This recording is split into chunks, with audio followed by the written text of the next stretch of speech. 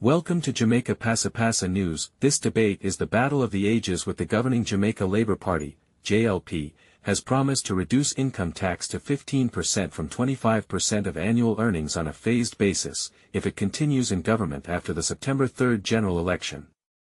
The opposition People's National Party, PNP, has pledged to raise the personal income tax threshold to $3.5 million annually, starting in the next fiscal year, which begins on April 1, 2026. Fayval Williams, a member of the JLP's three-member debate team, fired the first salvo, calling the PNP's proposal the biggest political scam in the history of Jamaica. Lies.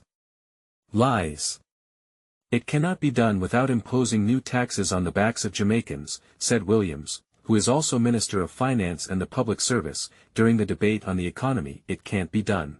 But the PNP's Julian Robinson defended the proposal, insisting that although it would result in $55 billion in foregone revenue, the new personal income tax threshold would be implemented without the imposition of new tax measures.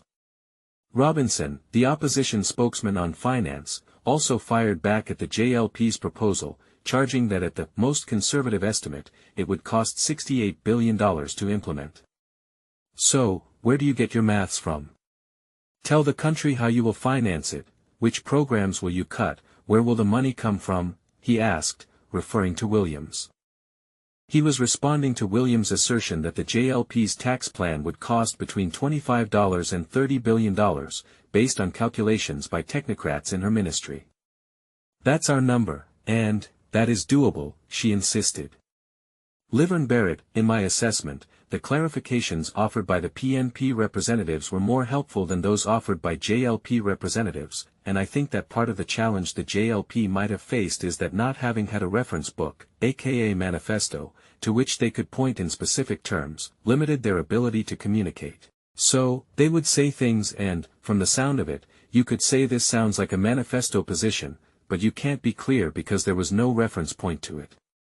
I could also say that, for the PNP, although they spoke to specific ideas, they did not take us through the manifesto, for example, to say under this particular provision in the manifesto this is what we plan to do, so there was not that clear articulation of the relationship with what was being asserted in the debate and the manifesto itself. The PNP's team was better at handling questions asking for clarifications during the debate, according to Professor Thompson.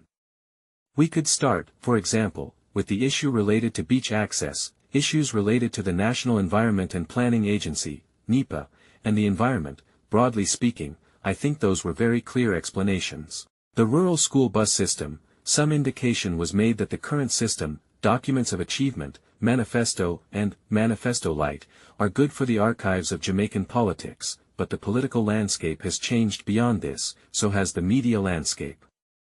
Both political parties have to find a way to communicate more effectively and to use personalities with some amount of credibility, Ashley said, declaring that, having been convinced to come out of a self-imposed retirement to political commentary, those were his thoughts. Let's see how we'll win. Remember to click that like button and subscribe.